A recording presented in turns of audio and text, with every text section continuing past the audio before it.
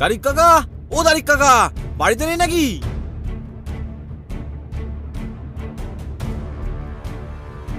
কি হলো রে? কার কি হলো আবার? আরে পঞ্চার মেয়েকে পাওয়া গেছে, তুমি চলো তাড়াতাড়ি। পাওয়া গেছে? এ তো খুব ভালো কথা। ভগবান আছে বুঝলি। দূর, তুমি রাখো তো তোমার ভগবানকে। আরে ডাকবো না, বেচারা পঞ্চা কদিন ধরে মেয়েকে না পেয়ে পাগল হয়ে যাচ্ছিল। এবারে সত্যি পাগল হয়ে যাবে, যা কাণ্ড হয়েছে দেখবে চলো শিগগির। কি যে হচ্ছে এখন বোঝাই যাচ্ছে না। কেন রে, কি কাণ্ড হলো আবার? পঞ্চার মেয়ে আর বেঁচে নেই। বেঁচে নেই মানে? আরে পঞ্চার মেয়েকে রামু জমিদারের পুকুরে পাওয়া গেছে। সে কি বিচ্ছিরি কাণ্ড, শরীরের মাংস কিসে যেন খেয়ে নিয়েছে মনে হয়। দাঁড়া বাবা একটু, তোর কাকিমা আবার ঘরে নেই, ঘরটা একটু চাবি দিয়ে দে তো। হ্যাঁ হ্যাঁ,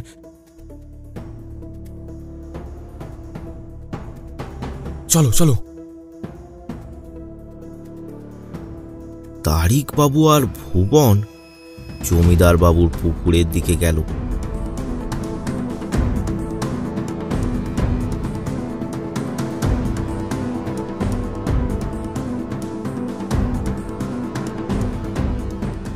সত্যিই অবাক করা ঘটনা। ছোট মেয়েটার শরীরের মাংস যেন কি সে খুবলে খেয়েছে। চারপাশে লোকজনের ভিড়। পঞ্চা তার মেয়ের পাশে বসে কাঁদছে।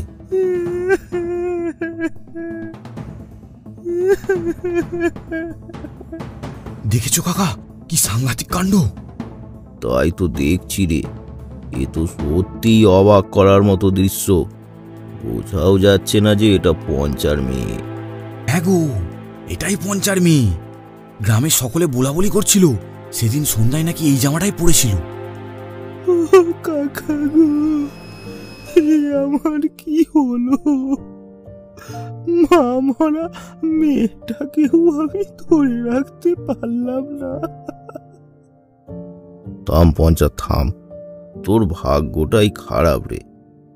অত সুন্দর মেয়ে আমাকে দেখলেই দাদু দাদু করে জড়িয়ে ধরতো। ভগবান ভালো মেয়েদের রাখে না রে, তাদের কাছে টেনে নেয়। সেদিন জামাটা কিনে এনেছিলাম, ওটা পরেই ঠাকুরতলায় যাচ্ছিল।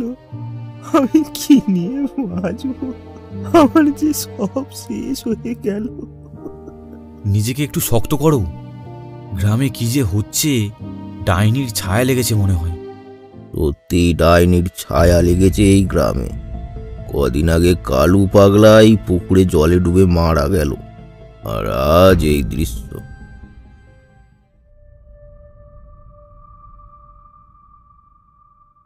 গ্রামের সকলে খুব ভয়ে আছে। সন্ধ্যা নামলেই কেউ আর বাড়ির বাইরে যায় না। এমন সময় তারিক বাবুর বাড়ির সামনে ভুবনের চিৎকারের শব্দ। ও কাকা গো, কাকা গো, আমাকে বাঁচাও, ডাইনি মেরে ফেললো আমাকে, আমাকে বাঁচাও কাকা।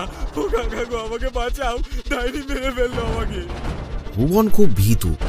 সন্ধ্যার সময় কালো পেরাল দেখলেও ভয়ে অজ্ঞান হয়ে যায়। এটা তো ভুবনের গলা, কি হলো আবার কে জানে। তারিক বাবু টর্চটা নিয়ে বাইরে বেরিয়ে এলো আর দেখলো ভুবন বারান্দার গেটের সামনে দাঁড়িয়ে চিৎকার করছে, আমাকে বাঁচাও কাকা, ও কাকা গো, আমাকে বাঁচাও, ডাইনি মেরে ফেললো আমাকে। ভুবন কি হলো রে? ডাইনি, ডাইনি আমার পেছন ধরে টেনেছে কাকা, ও আমাকে মেরে ফেলবে কাকা, তাড়াতাড়ি বাঁচাও কাকা।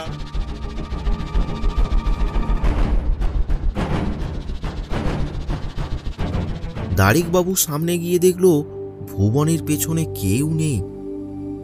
ভুবনের জামাটা বাঁশের গেটে আটকে গেছে। আরে বোকা, কেউ নেই তোর পেছনে। তুমি দেখতে পাচ্ছ না ডাইনি আমার জামাটা ধরে টেনে আছে? ওরে ভীতু, ডাইনি নয়, বাঁশের গেটে তোর জামাটা আটকে গেছে। ভুবন হাঁপ ছেড়ে বাঁচল। সত্যি তার জামাটা বাঁশের খাঁজে আটকে গেছে। ওহ ভগবান, তুমি আমাকে বাঁচালি। তা তুই এমন সময় এখানে? আরে তোমার বৌমা বাপের বাড়ি গেছে, আজকে আসবে বললো, কিন্তু এত সন্ধ্যা হয়ে গেল এখনো আসছে না, তাই একটু এগিয়ে গিয়েছিলাম। যখনই জমিদারদের বাগানের কাছে গিয়ে পৌঁছালাম, হঠাৎ শুনতে পেলাম কার কান্নার শব্দ। আমি শুনতে পেলাম কোনো এক ডাইনি যেন ফুপিয়ে ফুপিয়ে কাঁদছি। সে কি বিকট শব্দ! আমি ভয়ে থরথর করে কাঁপতে লাগলাম। তখন আমি দৌড় লাগালাম, সামনেই তোমার বাড়ি দেখে ঢুকতে গেলাম, আর এই কাণ্ড। কি আবার কান্নার শব্দ? আবার মানে? তুমি কি আগেও শুনেছো নাকি? পঞ্চার মেয়েকে যেদিন খুঁজে পাওয়া যাচ্ছিল না, সেদিন রাতে শুনেছিলাম। তুই ভয় করবি বলে তোকে আর বলিনি। ও কাকা, তুমি বাঁচাও আমাদের। দাড়িকবাবু তন্ত্রবিদ্যা জানেন, কিন্তু বয়স হয়ে যাওয়ায় তিনি আর এইসব করেন না। আরে পাগল, ঘরে যা, ঘরে যা। বৌমা মনে হয় চলে এসেছে। এত রাত হয়েছে, ও আর আজ আসবে না মনে হয়। আয় তাহলে ঘরে আয়। তোর কাকিমা যা খাবার করেছে তাকেই ভাগ করে খেয়ে নেবো দুজনে। আয়। দুজনে ঘরে গেল।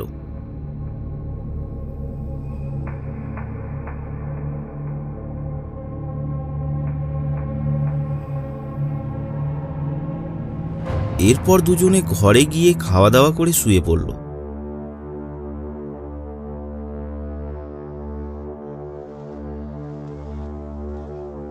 রাত তখন 1টা।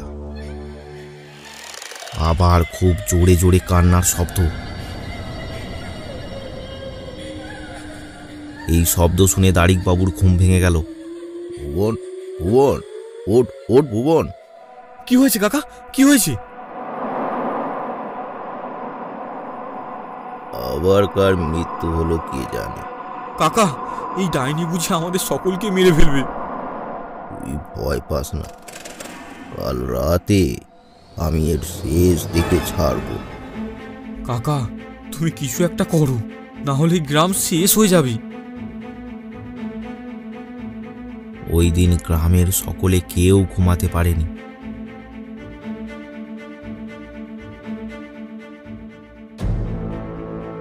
পরদিন সকালে গ্রামে শোনা গেল প্রচন্ড চেঁচামেচির শব্দ। কই গো, কই গো, কোথায় সব? হায় হায়, কি হচ্ছে এসব? কি হয়েছে কাকিমা? আবার কে মারা গেল? সনাতনের মা, সনাতনের মা মারা গেছে। কি করে? কোথায়? ওই যে জমিদারদের কুয়োর সামনে মরে পড়ে আছে। মনে হয় আমি ঠিকই ধরেছি, ওই আত্মাকে মুক্ত করতেই হবে। কোন আত্মা কাকা? আরে 3 মাস আগে জমিদারদের বড় ছেলের মেয়েটা হঠাৎ হারিয়ে গেল, আর খুঁজে পাওয়া গেল না। সে তো বুঝলাম, তার সাথে এর কি যোগ? সে তো মনে হয় এখনো মারা যায়নি। তাহলে কে বলেছে তোকে যে মরেনি? মারা গেলে শরীরটা গেল কোথায় শুনি? সুড়ঙ্গের মধ্যে আটকে আছে হয়তো। সুড়ঙ্গ? কি সব বলছো?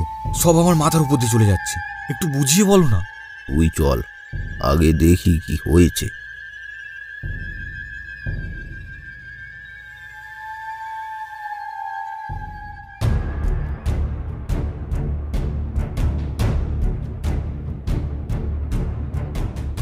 ভুবন আর দাড়িকবাবু কুয়োর সামনে গেল।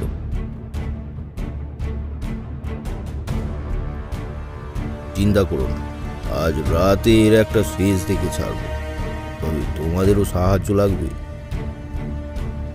গ্রামের সকলে দাড়িকবাবুর কথায় রাজি হয়ে গেল। কিন্তু হঠাৎ দাড়িকবাবু দেখতে পেল কুয়োর সামনের নিম গাছটাতে জমিদার বাবুর নাতনি পা ঝুলিয়ে বসে আছে। চলো সবাই, এখানে আর বেশিক্ষণ থাকাটা ঠিক নয়।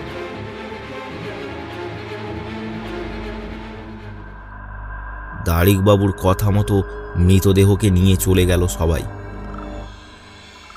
কিন্তু ভুবনের মাথায় একটা চিন্তা ঘুরপাক খাচ্ছে। দাড়িকবাবুর কথাবার্তা তার মনে প্রশ্নের পাহাড় দাঁড় করিয়ে দিয়েছে। কাকার থেকে জানতেই হবে, উনি কি করে বুঝলেন যে জমিদারের নাতনি মারা গেছে? সকলেই তো বলে ওনার নাতনি কোন এক ছেলের সাথে পালিয়ে গেছে। এদিকে ভুবন দাড়িকবাবুর সাথেই ওনার বাড়িতে চলে গেল।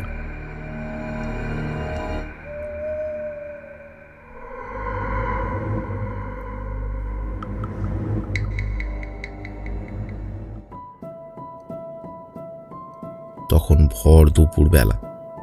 আচ্ছা কাকা, তুমি যে বললে তখন জমিদারের নাতনি মারা গেছে, কি করে মারা গেল তুমি বললে না? শোন তাহলে, কাল রাতে যখন কান্নার শব্দ হচ্ছিল তখন আমি বাইরে গিয়েছিলাম। আমি প্রায় কুয়োর সামনে পৌঁছে গেছি। আমি দেখলাম অনুদের মা ওই কুয়োর সামনে দাঁড়িয়ে আছে।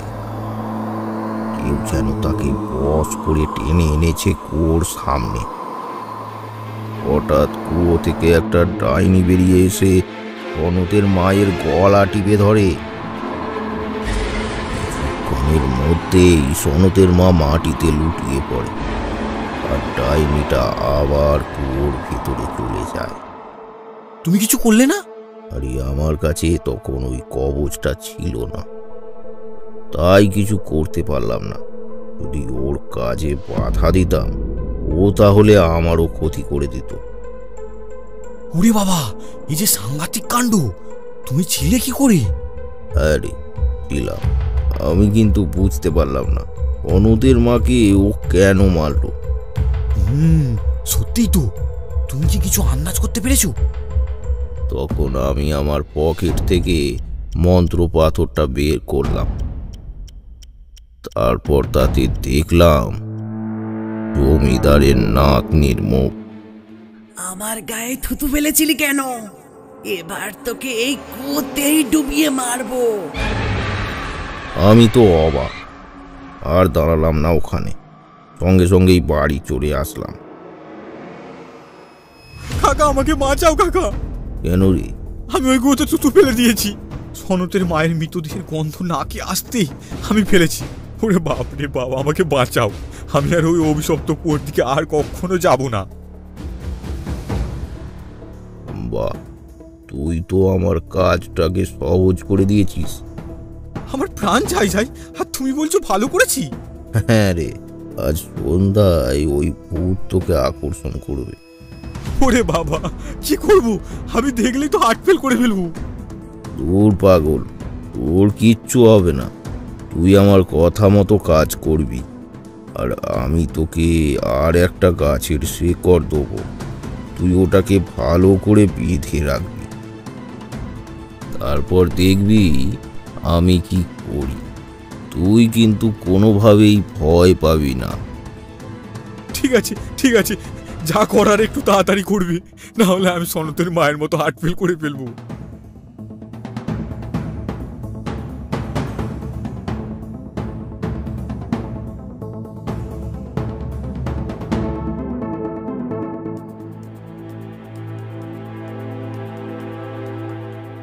দাড়িকবাবু গাঁয়ের সকলকে বলল, শোনো সবাই, আজ রাতে সবাই জেগে থাকবে, আর আমি যখন শাঁখ বাজাবো তখন ওই কুয়োর সামনে চলে আসবে।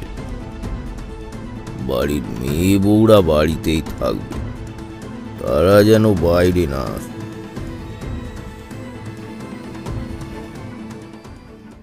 সন্ধ্যা হলো। এদিকে ভুবনের ভয়ে হৃৎপিণ্ডের গতি দ্বিগুণ হয়েছে। তবে দাড়িকবাবুর ভরসাতে ভুবনের একটু ভয় কমেছে। ভুবন তাড়াতাড়ি ঘুমিয়ে পড়ল।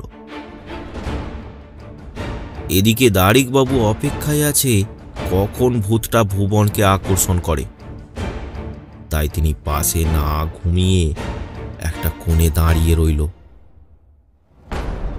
একটু রাত হতেই ভুবন হঠাৎ উঠে পড়ল। ভুবনের চোখগুলো রক্ত জবার মতো লাল হয়ে আছে। ধীরে ধীরে সে বাইরে বেরিয়ে হাঁটতে লাগলো।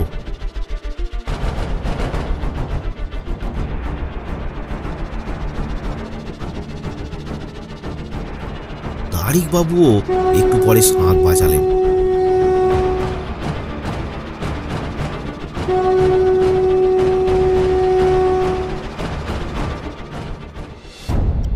দাড়িকবাবু ও পাড়ার কয়েকটা ছেলে ওই কুয়োর সামনে চুপি চুপি গেল।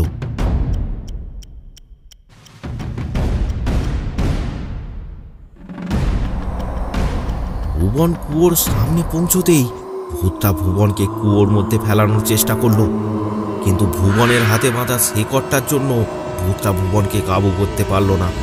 ঠিক তখনই দাড়িকবাবু মন্ত্র উচ্চারণ করতে থাকে।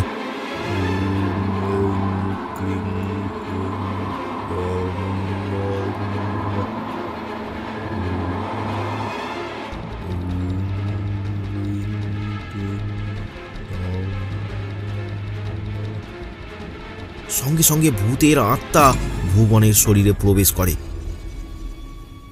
আর তার সাথে সাথেই গ্রামের কয়েকজন ভুবনকে চেপে ধরে ফেলে।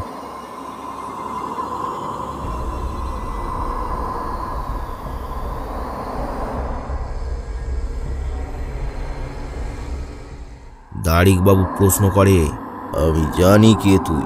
জানিস জানিস তো এমন করছিস কেন? তুই এই গ্রামের লোকেদের মারছিস কেন? মারবো না, আমার গায়ে থুতু ফেলবে কেন?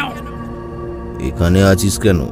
আমি এই কুয়োতে জল আনতে আসি, আর পা পিছলে পড়ে আমি জলে ডুবে মারা যাই, কিন্তু কেউ কেউ আমার দেহ সৎকার করলো না। ওর তো মৃতদেহ পাওয়াই যায়নি, কোথায় পাবো?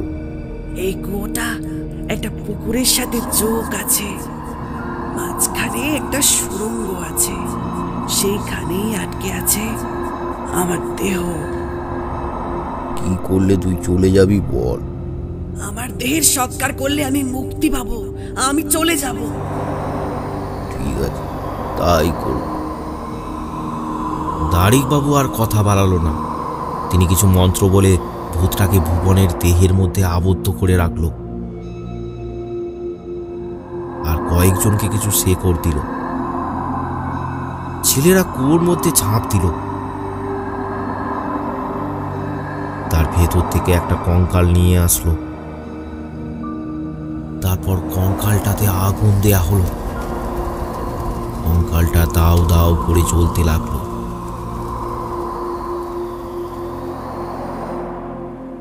কিছুক্ষণ পর ভুবনের দেহ থেকে বেরিয়ে ভূতটা কোথায় যেন মিলিয়ে গেল। ও কাকা, আমি এখানে কেন?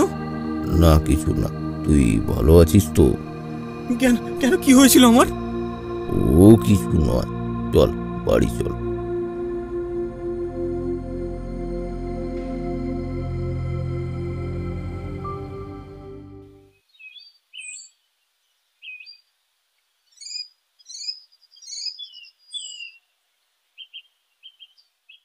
এই ঘটনার পর কয়েক মাস কেটে গেছে, আর এমন কিছু ঘটনা করতে দেখা যায়নি। গ্রামের লোক এখন শান্তিতেই আছে। কিন্তু 1 বছর পর আবার ওই কুয়োর সামনে একটা মৃতদেহ পাওয়া গেল। আরও ভয়ানক গল্প পেতে আমাদের চ্যানেলটি সাবস্ক্রাইব করুন আর বেল নোটিফিকেশানটি অন করে দিন। আর কমেন্ট করে জানাতে ভুলবেন না গল্পটি আপনাদের কেমন লাগলো। কমেন্ট বক্স থেকে আমাদের কিছু পছন্দের কমেন্ট আমরা তুলে ধরবো পরের গল্পের শুরুতে। কমেন্ট করে পাশে থাকুন।